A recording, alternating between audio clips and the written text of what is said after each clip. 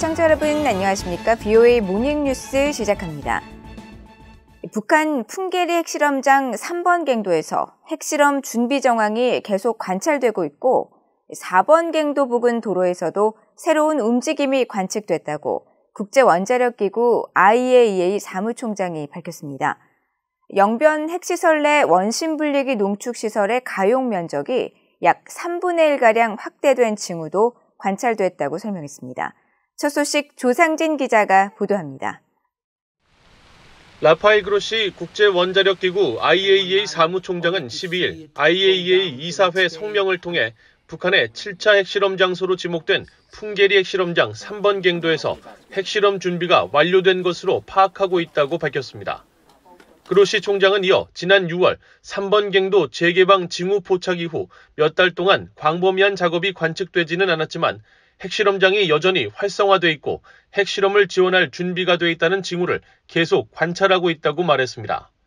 또 최근 4번 갱도로 이어지는 도로에서도 새 작업이 이루어진 것을 관찰했다면서 핵실험은 유엔 안보리 결의에 위배되고 심각한 우려의 원인이 될 것이라고 경고했습니다. 그로시 사무총장은 또 이번 성명에서 북한 영변 핵시설의 가동 정황도 소개했습니다. 지난 1년간 영변 5메가와트 원자로가 작동 중이라는 징후가 계속 포착되고 있으며 폐기물 처리 또는 유지 관리 활동과 일치하는 방사화학실험실의 간헐적 가동 징후도 관찰됐다는 것입니다. 또 영변 핵시설 내 원심 분리기 농축시설이 지속적으로 가동 중이며 이 시설 건물의 외부 공사가 끝나 가용 면적이 약 3분의 1가량 확대된 징후도 포착됐다고 설명했습니다. 또 다른 핵시설로 여겨지는 강선단지와 평산 우라늄 광산에서도 활동 징후가 계속되고 있다면서 북한 핵 프로그램 지속은 유엔 안보리 결의에 대한 명백한 위반으로 매우 유감스러운 일이라고 말했습니다. 북한 풍계리 핵실험장의 복구 정황이 담긴 그로시 사무총장의 이사회 성명 내용에 대해 IAEA 사무차장을 지낸 올리 하이노넨 스팀슨 센터 특별연구원은 VOA에 최근 계속되는 4번 갱도 움직임에 주목하면서 북한은 여러 번의 핵실험을 계획하고 있다고 분석했습니다. 규모가 작은 3번 갱도에서 전술핵 등 핵무기 소형화를 위한 실험을 진행하고 규모가 상대적으로 클 것으로 보이는 4번 갱도는 수소폭탄 실험을 위한 것이라는 관측입니다. So why they are working with Tunnel 4 is that they plan to have several nuclear tests in the future, and that's why they are rehabilitating the site. And as you know, North Korea has talked about the militarization of their nuclear weapons, had talked about building a bigger nuclear bomb, hydrogen bomb. 하이노넨 특별연구원은 또 그로시 사무총장의 이번 성명에서 풍계리 핵실험장 복구 정황 못지않게 영변 핵시설의 가동 정황을 밝힌 것에 주목해야 한다고 말했습니다. It's very comprehensive. It gives an overview on all aspects of the nuclear program, not just on weapons. And it clearly sees that the 5-megawatt reactor operates and produces additional plutonium.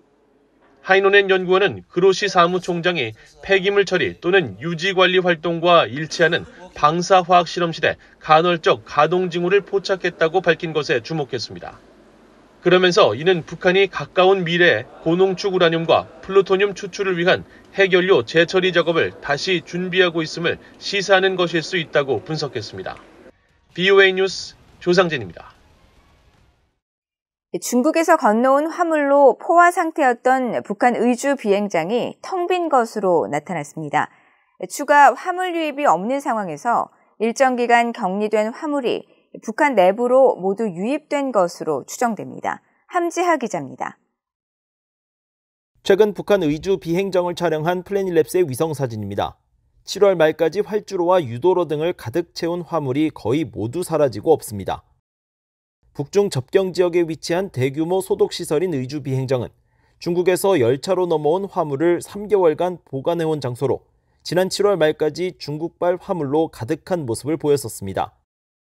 특히 4월 중국 단둥에 신종 코로나 바이러스가 퍼지고 이에 따라 북중 화물열차 운행 중단 소식이 들린 이후 의주 비행장은 새로 유입되거나 북한 내부로 유통되는 화물 대신 장기간 방치되어 온 화물 더미가 가득한 상태를 유지해왔습니다. 그런데 최근 촬영된 위성사진을 통해 2.5km 길이 의주 비행장 활주로와 유도로 그리고 그 사이 공간이 빈자리를 드러낸 사실이 확인된 겁니다. 북한은 지난달 2일을 전후로 화물을 크게 줄이기 시작해 일주일 만에 활주로 상당 부분을 비워 지금과 같은 텅 빈 상태는 최소 약 한 달간 이어진 것으로 추정됩니다. 또 이 기간 화물이 새로 쌓이지 않은 점으로 볼 때 중국에서 유입된 화물도 없는 것으로 보여 화물 열차 운행 재개가 아직까지 이뤄지지 않은 것으로 추정됩니다. 물론 의주 비행장에는 창고 형태의 건물 약 10개가 마련돼 있어 중국에서 건너온 화물이 보관 중일 가능성은 있습니다. 다만 위성사진을 통해 열차가 포착되지 않은 점 등을 고려하면 북중 간 열차는 여전히 운행 중단 상태일 가능성에 무게가 실립니다. 북한과 중국이 열차 통행은 중단시켰지만 선박 등 다른 교통수단을 통한 거래는 지속적으로 이뤄지고 있는 것으로 추정됩니다. 앞서 BOA는 중국 해관총서 자료를 분석해 지난 7월 북한의 대중 수입액이 5,974만 달러, 수출액은 1,298만 달러로 전달에 비해 각각 약 209%와 423% 늘어났다고 보도했습니다. 이런 가운데 BOA는 유엔 제재 대상인 북한 유조선 예성강 1호가 중국 항구에서 포착돼 제재 위반 가능성을 보도한 것과 관련해 미국 국무부에 중국 측에 예성강 1호 억류를 요청했는지 또 미국 정부 차원의 어떤 노력이 펼쳐지는지를 질의했습니다. 이에 대해 국무부는 즉답 대신 북한에 대한 유엔 안보리 결의는 여전히 유효하며 유엔 회원국 모두의 구속력을 갖는다는 기존의 입장을 재확인했습니다. BOA 뉴스 함지아입니다. 미한일 3국 공군이 다국적 공군 훈련 피치블랙에 참여해 성공적으로 훈련을 마쳤으며 참가국 간의 상호 운용 능력이 크게 향상됐다고 미국 태평양 공군이 밝혔습니다. 미국 태평양 공군은 최근 보도자료를 통해 지난달 19일부터 시작돼 호주에서 진행된 피치블랙 훈련이 지난 10일 종료됐다면서 이번 훈련에는 미국과 호주, 한국, 일본, 캐나다, 프랑스 등 17개국에서 2,500명의 병력과 항공기 100여 대가 참가했다고 밝혔습니다.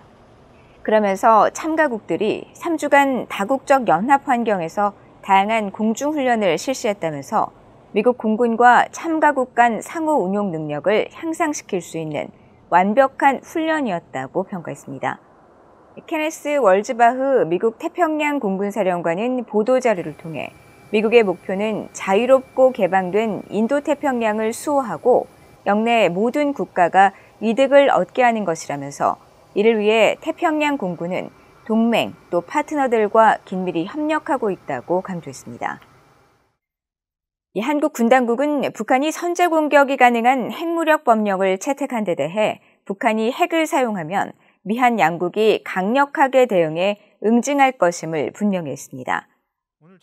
문홍식 한국 국방부 대변인은 13일 정례브리핑에서 북한이 핵 사용을 기도하면 미한의 압도적 대응에 직면하고 북한 정권은 자멸의 길로 들어서게 될 것임을 경고한다면서 이같이 밝혔습니다. 이어 한국 국방부는 미국 측과 긴밀한 공조를 통해 미한 동맹의 확장 억제 실행력을 더욱 강화하고 한국형 삼축체계의 획기적 확충과 전략사령부 창설 등 북핵 위협에 대한 억제력을 더욱 강화함으로써 북한이 핵을 사용할 수 없도록 할 것이라고 강조했습니다.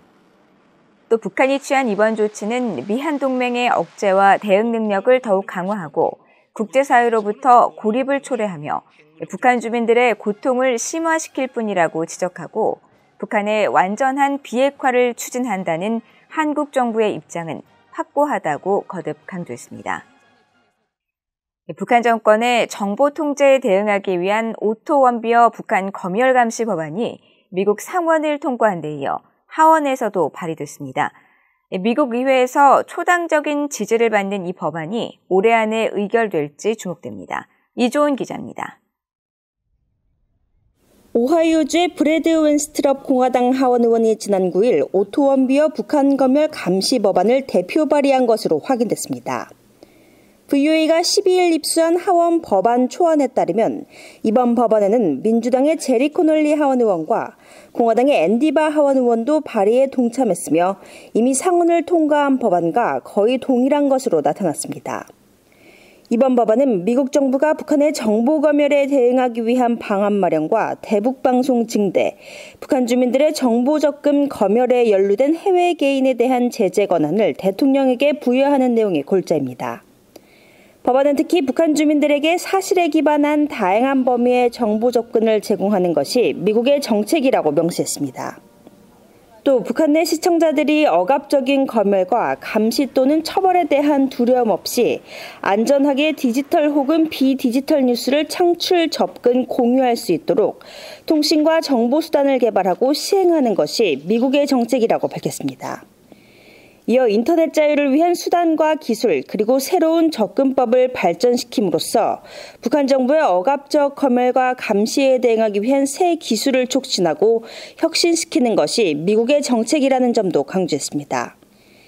이에 앞서 지난 6월에도 같은 내용의 오토원비어 북한 검열 감시 법안이 상원 본회의에서 만장일치로 통과된 바 있습니다. 원비의 고향인 오하이오주가 지역구로 해당 법안을 공동 발의한 로포트만 공화당 상원 의원은 지난 6월 상원 연설에서 북한 내 정보 환경 개선의 중요성을 언급하면서 법안의 필요성을 강조했습니다. Of course, the North Koreans aren't getting the truth because information is censored. So it's very important to get whatever real news you can into the country.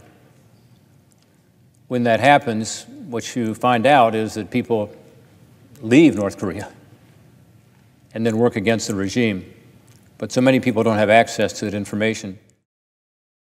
한편 하원에 발의된 이번 오토원비어 북한 검열 감시 법안은 구체적으로 법안 발의 180일 이내에 대통령이 북한의 억압적 정보 환경에 대처하기 위한 전략을 마련해 미국 의회에 제출하도록 했습니다. 법안은 소관 상임위인 하원 외교위와 법사위, 이어 본회의를 통과하게 되면 대통령의 서명을 거쳐 최종 발효됩니다. VOA 뉴스 이조은입니다.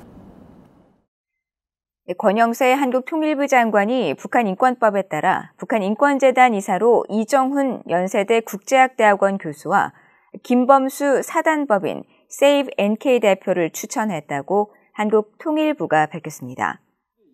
통일부는 13일 보도자료를 통해 이정훈 교수는 동북아 안보와 국제정치 전문가로 탈북민 인권 보호에 앞장서 왔으며 2013년에는 외교부 인권대사로 또 2016년에는 북한인권법에 따른 외교부 초대 북한인권 국제협력대사로 활동했다며 이사 추천 배경을 설명했습니다. 또 김범수 대표는 2002년부터 북한 인권단체인 Save NK에서 활동하면서 탈북민 보호와 북한 인권운동, 또 통일운동에 몸담아왔고 북한 인권 개선을 위한 공감대 형성과 국제사회 연대, 협력활동에 기여했다고 밝혔습니다. 한국 국회의 초당적 합의로 2016년 9월 시행된 북한인권법은 통일부 장관과 국회 추천을 통해 이사장 1명을 포함한 12명 이내에 재단 이사를 두도록 했지만 더불어민주당이 추천을 거부해와 6년이 지나도록 법에 명시된 북한인권재단은 출범하지 못하고 있습니다. 이상으로 VOA 모닝뉴스를 모두 마칩니다. 시청해주신 여러분 고맙습니다.